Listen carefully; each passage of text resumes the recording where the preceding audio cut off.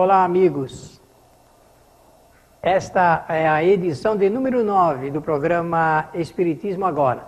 Espiritismo Agora é uma realização da Fraternidade Francisco de Assis e também do Centro Espírita André Luiz, da cidade de São Paulo.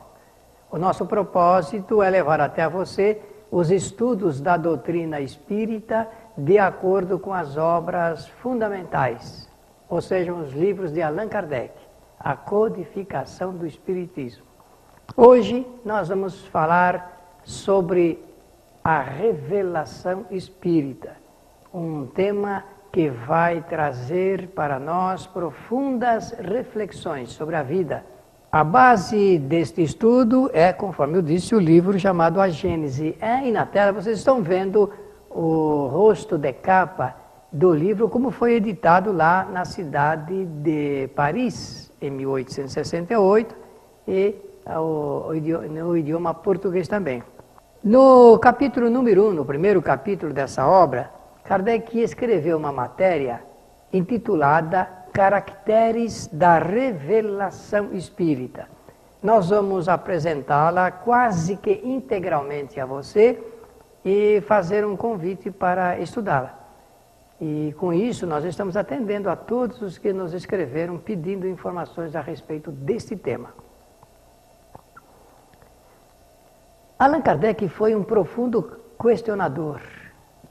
Quando a gente abre o livro dos Espíritos, observa nele o cuidado de formular questões precisas, muito bem preparadas, justas, adequadas a cada tema.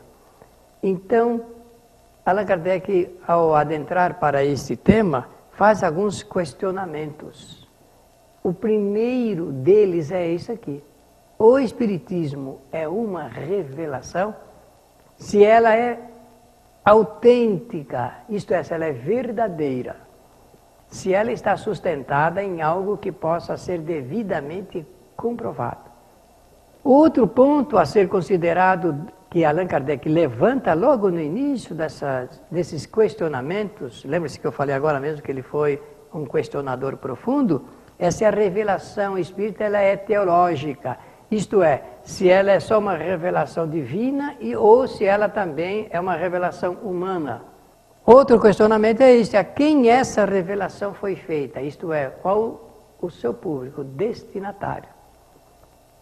A quem a revelação espírita se destina, caso fosse ela uma revelação, conforme ele está questionando. De que maneira foi feita? Qual o meio, o processo que se desenvolveu essa revelação? Para adquirir esse foro de veracidade e utilidade também, de acordo com o público-alvo. E por último, se ela é absoluta. Isto é, ela responde com toda a verdade e não há questionamento algum a fazer? Existiria alguma outra ponderação que poderia ser apresentada sobre esse aspecto? Ou, não sendo absoluta, se ela pode ser modificada? Se ela é uma revelação integral, isso não impede que o homem de questionar e investigar por si mesmo? Essa é a pergunta que Allan Kardec faz. Aliás, tudo em Allan Kardec pode ser aberto às questões. Não fecha, o Espiritismo não fecha questão alguma, porque é uma doutrina dinâmica em que a gente pode fazer questionamentos, levantar dúvidas, obter respostas e continuar debatendo, dialogando. E por último, se o homem tem necessidade de uma revelação ou de outras revelações. Essa palavra homem aqui representa humanidade. Ou o homem sabe e pode por ele próprio encontrar respostas para tudo sem a necessidade de revelações. Olha, observem bem, todas as ciências que nos fazem conhecer os mistérios da natureza são revelações. Porque o papel da ciência é buscar exatamente a verdade, a realidade.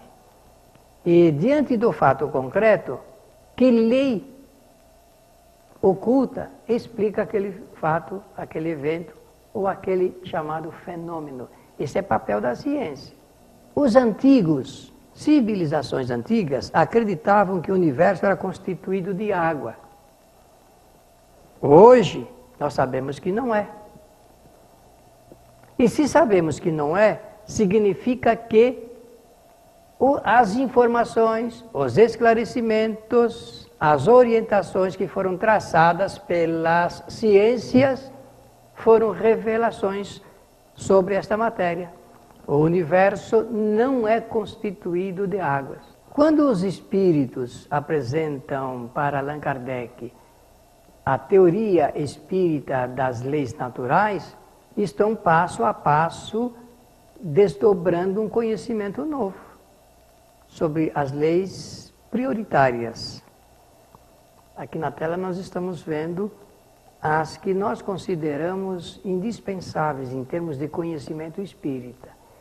Imortalidade, evolução, reencarnação, livre-arbítrio, causa e efeito. Vocês notam que as setas estão voltadas para cima, que naturalmente a nossa imaginação e a nossa compreensão podem completar. Vão seguindo a cada passo, de acordo com o conhecimento das épocas. Se nós conhecermos essas leis naturais prioritárias, nós podemos confortar um pouco a nossa vida. Allan Kardec escreveu, então, nesse capítulo que já mencionamos do livro A Gênese, que é o primeiro capítulo intitulado Caracteres da Revelação Espírita, que o caráter essencial de qualquer revelação deve ser a verdade. Toda revelação desmentida pelos fatos deixa de ser revelação. Por exemplo, o papel do professor diante dos seus alunos é o de um revelador, porque o professor, ele detém conhecimentos adquiridos. Então, ele foi numa fonte beber desses conhecimentos e depois ele vai repassar, ele vai transferir esses conhecimentos para os seus alunos. Naquele momento em que ele faz isto, ele pode ser considerado como um revelador. E Allan Kardec vai fazer uma comparação agora. Ela é necessária devido ao nosso tema envolver aspectos profundos de revelação. Mas o professor, ele ensina, diz Allan Kardec, apenas o que ele aprendeu. Portanto, ele pode ser considerado um revelador de segunda ordem, porque ele foi a determinadas fontes, ou uma fonte, para se nutrir do conhecimento e repassá-lo. Por isso que Allan Kardec, que era um professor também, ele faz esta explicação. Agora, diz Kardec, o homem de gênio ensina aquilo que aprendeu por si mesmo. Então, ele pode ser considerado como revelador primeiro, primitivo. Dá para entender? Uma coisa é você retransmitir algo que você aprendeu de alguém, ou de um estudo. E outro é você transmitir conhecimentos seus adquiridos por você próprio. Fique atento com essa palavra gênio, genialidade. O que é um homem de gênio? Então, os gênios, né, aqui no plural, apresentam desde o nascimento faculdades que são especiais. E para explicar isso, nós temos que nos reportar a uma outra lei, uma lei de revelação. Essa lei chama-se reencarnação. Não há possibilidade alguma de explicarmos a genialidade, explicarmos que um espírito reencarnado, uma criança em tenra idade, logo nos primeiros anos de vida, demonstre conhecimentos geniais. Quantas vezes você olha para uma criança e já ouviu essa expressão, você é um gênio. Mas por que se diz isto? Bom, se diz isto porque esse espírito que está agora reencarnado apresenta dados concretos de conhecimentos adquiridos em outras encarnações. Kardec, conforme eu disse, muito judicioso nos textos que escreveu, ele diz assim, a solicitude de Deus se dá através de suas sábias leis. A solicitude de Deus. Eu vou usar da expressão religiosa, que ela é muito apropriada aqui para o nosso tema, a bondade do Criador. Se apresenta de acordo com a justeza das suas sábias leis. E não é que as leis sabem, porque lei é um conjunto de providências emanadas do Criador para dar atendimento a esse grande fenômeno da vida. Mas quando a gente percebe as coisas, que tudo obedece a essa ordem providencial, que garante o sucesso da nossa felicidade, da felicidade plena do espírito, isso dá um conforto muito grande. E é por isso que nós somos gratos pela vida, somos gratos ao Criador, grandioso projeto de viver para evoluir, para fazer evolução, para transmitir conhecimentos, para confortar aqueles que são menos confortados, para entender as incompreensões. Quem ensinou isso com bastante profundidade filosófica e cientificamente falando foi Jesus de Nazaré. De olharmos a extensão da bondade divina através da sabedoria das leis, leis justas na medida das nossas necessidades. Os espíritos que estão mais adiantados ensinam os menos adiantados. Vocês podem notar, eu não disse os mais atrasados, porque se eu falasse assim, eu estaria fazendo uma comparação. E nós aprendemos com a lei da boa providência que qualquer comparação ela não atende à real necessidade do conhecimento. Então, Kardec prefere a palavra menos adiantados porque todos estão adiantados em relação àqueles que ainda não se adiantaram. Não é curioso isso? E até uma postura nossa, ética, em relação àqueles que ainda não sabem aquilo que nós sabemos. Na verdade, não é aquilo, é o conteúdo, é o volume de conhecimento que nós já temos hoje pela interpretação das leis naturais. E isto é revelação. Quando alguém está transmitindo para outrem conhecimentos que aquele não tem, ele está sendo um revelador, sendo um instrumento de revelação do conhecimento que ainda não foi adquirido. Então estava oculto para aquele lá. Era secreto até o momento em que ele começa a tomar conhecimento sobre aquele fato, aquela verdade, aquela realidade. Agora nós vamos fazer necessariamente e tecnicamente o nosso intervalo e voltaremos logo a seguir para continuarmos com esse assunto ligado com a revelação espírita. Vamos continuar com o nosso tema, o tema que estamos expondo aqui para você é o caráter da revelação espírita, que foi proposto pelos nossos espectadores, para conhecer um pouco mais sobre a revelação. Bem, todas as religiões possuem os seus reveladores. Sobre este fato não há nenhuma sombra de dúvida.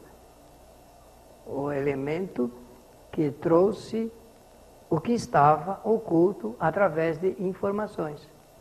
Do ponto de vista da doutrina espírita, nós sabemos que a maior parte das religiões constituídas, elas têm origem no relacionamento entre os homens e os espíritos, através da faculdade chamada mediunidade. Então, a mediunidade também faculta, ajuda, não é? É um canal para as revelações.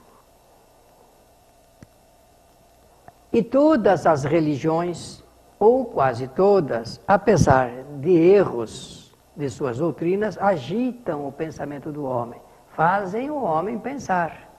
E isso é importante, porque elas então cumprem, de alguma forma, um pedaço do seu papel, no sentido da revelação.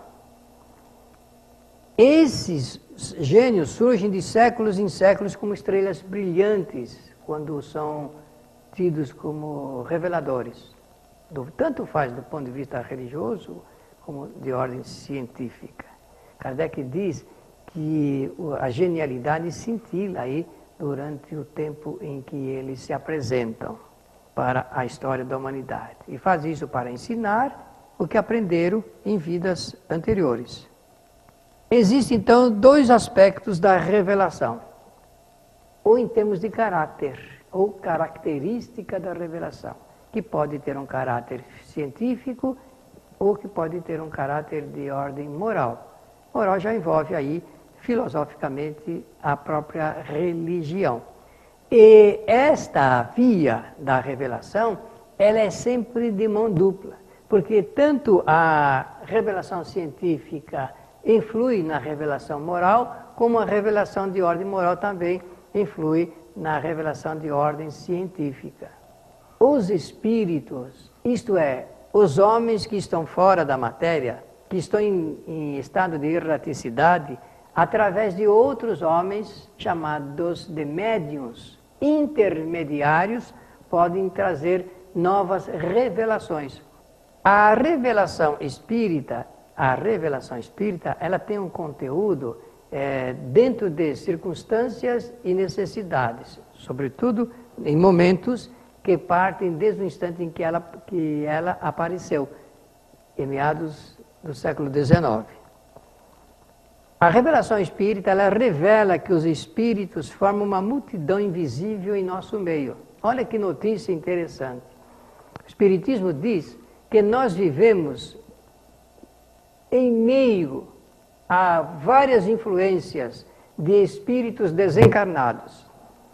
Então, o que nós temos em nosso meio? Espíritos familiares, espíritos amigos, parentes. Aqui a diferença é que familiares são os espirituais e parentes aqueles que formam a parentela consanguínea. Nem sempre a parentela consanguínea forma os familiares espirituais, por processo de afinidade. Aqueles que são amigos, isto é, verdadeira amizade, que é uma coisa que a gente leva depois de desencarnar. Nós não levamos nada de material, mas levamos conhecimento adquirido e a relação das boas amizades que nós fizemos nesta encarnação. Dos inimigos também, inimigos mesmo, e dos adversários, que podem ser adversários, posso até aqui dizer, então, de brincadeira, os adversários futebolísticos. E aqueles que são indiferentes, que não são nem amigos, nem parentes, e nem adversários, mas que estão em nosso meio. As razões, somente eles sabem. Mas essa é uma realidade. O que é isto? É uma revelação. Quem fez isso? A partir de 1857, o Livro dos Espíritos, portanto, a revelação espírita, conforme diz Allan Kardec. Eles influenciam e interferem até em nossa vida, dependendo do nosso pensamento. Somos nós que aceitamos ou não os pensamentos, as ideias e reflexões dos espíritos. Somos nós que aceitamos ou não as influências através de pensamentos com os espíritos. Pensamentos. Nós não paramos de pensar, então, por esse fato, nós estamos constantemente ligados aos espíritos através das influências que eles traçam. O Espiritismo faz esta revelação. E isso é útil para nós, porque nós temos que tomar medidas, até mesmo de ordem preventiva, com relação a aceitar ou não os pensamentos dos espíritos. A opção é nossa, meu amigo. Se nós quisermos, nós aceitamos. Se não, nós não aceitamos. Agora a pergunta que você deve estar fazendo é esta: e como saber quando o pensamento é meu e quando são dos espíritos? Você já fez essa pergunta? Então eu vou dar uma qualidade de resposta que foi dada a Allan Kardec quando ele fez também essa pergunta. Está lá no Livro dos Espíritos. Ele quis saber como saber se um pensamento ele é inspirado por espíritos desencarnados ou se é do ser encarnado. Então os espíritos responderam assim: O primeiro pensamento é o seu. Os outros poderão ser inspirados por espíritos até encarnados. Dá para entender? Homem e espírito. Interinfluência. Os espíritos influem junto aos pensamentos humanos e o homem influi sobre os pensamentos dos espíritos. O espiritismo, ele investiga da mesma forma como as ciências positivas. O que você está lendo aí foi Allan Kardec que escreveu. Porque o espiritismo é uma ciência que trata do relacionamento, da natureza, da origem e da destinação dos espíritos. É uma ciência que visa esclarecer como é que funciona a vida, porque o espírito já existe. Desde que existe a criatura, já entendemos que existe o Criador. Agora, o que acontece com a criatura, nós precisamos compreender através de revelações. É para isso que a doutrina espírita surgiu no planeta a partir de 1857, para mostrar como é que funcionam as leis naturais. O espiritismo apresenta essa investigação através do método experimental. Esse método experimental é o método que conduz a experimentações, as mais variadas, até chegar no ponto ideal da compreensão de por que aquilo ocorre. Estamos falando da relação do homem com os espíritos, essa é uma realidade. E eu e você precisamos saber por que isto acontece em nossa vida aqui na Terra. Por que os espíritos nos influenciam? Por que eles podem interferir na nossa vida, se nós deixarmos? Que sinal é este? O que isto representa? Esse é o papel da revelação espírita, esclarecer. E Allan Kardec diz assim, partindo então da teoria, eu posso explicar todos os fenômenos chamados fatos da vida. A sociologia é uma ciência que examina o comportamento social da criatura e das coletividades. E ela parte do conhecimento da teoria, mas examina o fato em si. E pelo exame do fato pode levantar um tipo de teoria e através de um estudo teórico pode explicar por que as coisas acontecem do ponto de vista social. Tudo que se relaciona com o comportamento do indivíduo. A ciência tem como objetivo principal o estudo das leis do princípio material. Por isso que eu falei no início do nosso programa que o papel da ciência é investigar. E no programa anterior, nós tecemos várias vezes consideração a respeito desse assunto. É estudo das leis do princípio material. E o espiritismo é o conhecimento das leis do princípio espiritual. Ciência e conhecimento, revelação moral, unidos, juntos. O espírito, ele então age sobre a matéria, essa é uma revelação espírita. E a matéria influencia o espírito na sua ação.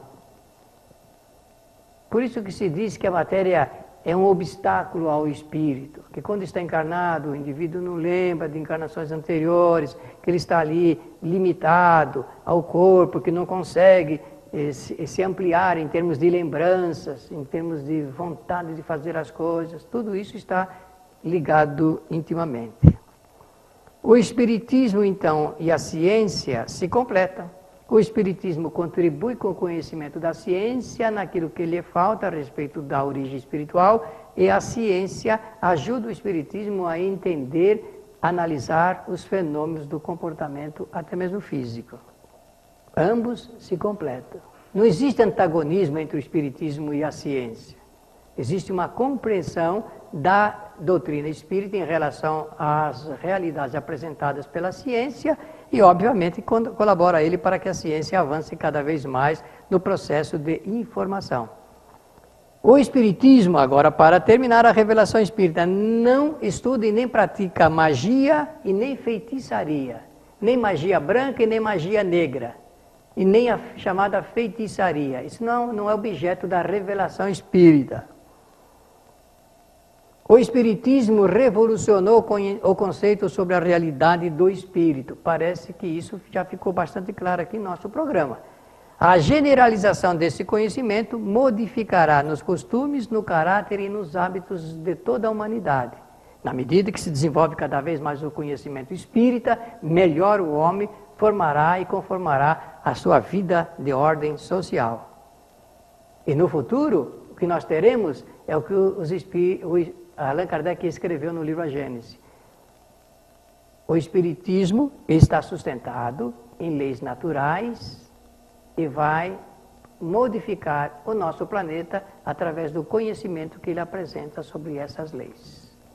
Estamos encerrando aqui mais um programa Espiritismo Agora, que hoje tratou do assunto a revelação espírita por solicitação dos nossos amigos espectadores. Escreva você também para o nosso programa. Apresente as suas questões, suas perguntas, suas observações e nós vamos estudá-las e responder a todas. Pela sua atenção, nós simplesmente queremos dizer muito obrigado e até o nosso próximo programa.